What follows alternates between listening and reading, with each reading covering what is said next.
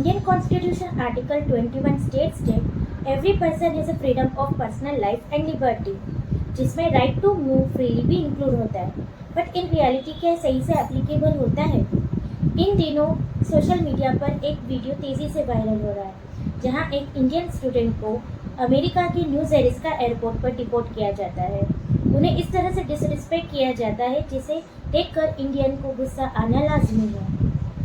Although he has a valid visa, कुछ खास वजह नहीं थी, बस वह शख्स अपने अमेरिका जाने की रीज़न इमिग्रेंट्स अथॉरिटी को क्लियरली एक्सप्लेन नहीं कर पा रहे थे.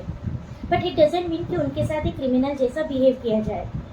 यह सारा इंसिडेंट एक अमेरिका की बिजनेसमैन कुणाल जैन ने कैप्चर किया और उन्होंने बताया कि ऐसा रोज़ 3 से 4 स्टूडेंट के साथ यहाँ पर होता है. See respect is must for everyone. Illegal act या इलीगल एक्टिविटीज़ में इंक्लूड होते तो समझ आता है कि ये गलत है. But while disrespecting unnecessarily is wrong and it leads to violation of human rights. While seeing such incident, one should know their rights and will discuss about international human rights. Human rights यानी मानव अधिकार. यह ऐसे rights होते हैं by virtue of birth आपको मिलते हैं और इसमें right to life with dignity, अपना जीवन अपनी डिग्निटी के साथ जीने का अधिकार होता है. फर्दर इसे हम क्लियरली एक्सप्लेन करेंगे स्क्रीन पर. International human rights means rights lays down obligation of government to act in a certain ways or to refrain from certain acts in order to promote and protect human rights or fundamental freedom of individual or groups. Means ये एक ऐसी duty देता है या फिर obligation करता है government को कि वो रिफ्रेन करे या रिट्रेन करे certain rights to the humans to protect and promote their fundamental freedom. यानी उनकी फंडामेंटल जो राइट्स है उनको फ्रीली इंजॉय करने के लिए ऐसे ऑब्लिगेशंस गवर्नमेंट बनाए जिससे वो इन्फ्रिंज ना हो सके. ये एक ग्रेटेस्ट अचीवमेंट है यूनाइटेड नेशन की to the formation of comprehensive body that is human rights and जिसके फाउंडेशन है इस यूनाइटेड नेशन के चार्टर्स. जैसे इंडियन कॉन्स्टिट्यूशन की प्रियम्बल होती है उसी तरह Universal Declaration of Human Rights की भी प्रियम्बल है on the screen. From preamble of Universal Declaration of Human Rights, the General Assembly proclaims this Universal Declaration of Human Rights as A common standard of achievement for all peoples and all nations to the end that every individual and every organ of society keeping this declaration constantly in mind, shall strive by teaching and education to promote respect for these rights and freedoms, and by progressive measures, national and international, to secure their universal and effective recognition and observance both among the people of member states themselves and among the people of territories under their jurisdiction. About adoption. Universal Declaration of Human Rights adopted by General Assembly in 1945 and 1948. While some major rights included cultural, social, political and economical rights. Now further we discuss in detail about these major rights. Instead, major rights are economic, social and cultural rights. Came into force in 1976 जिसमें 18 independent experts ने implement किया था.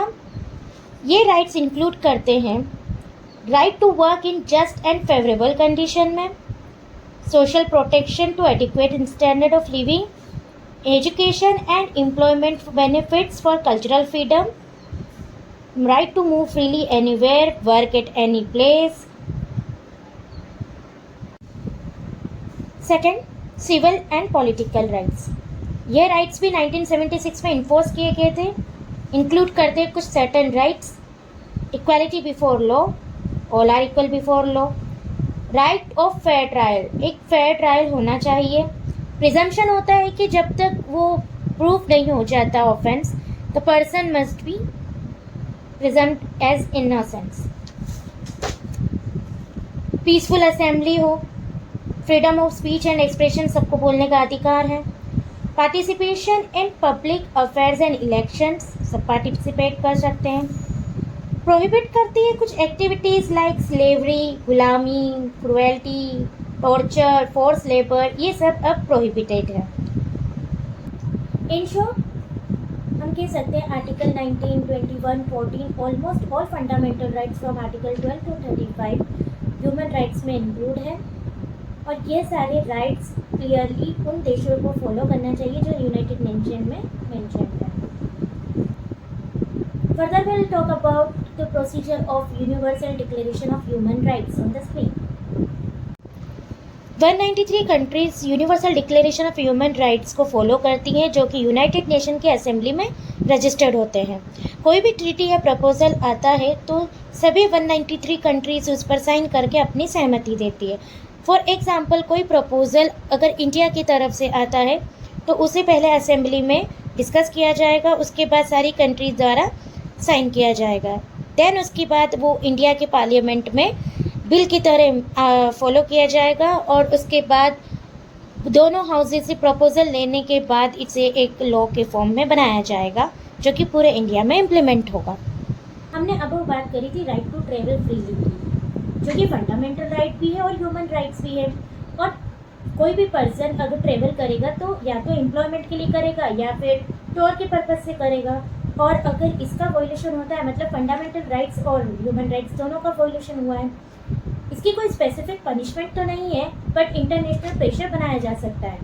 India को international pressure बनाना चाहिए, क्योंकि ये एक person को ही डिसरिस्पेक्ट नहीं कर रहा है, जबकि ये पूरे एक इंडिया को रिप्रेजेंट कर रहा है कि किस तरीके से इंडिया की डिसरिस्पेक्ट है ये, और अमेरिका को भी इसके लिए दायी होना चाहिए और उस पर्सन को कंपनसेट करना चाहिए।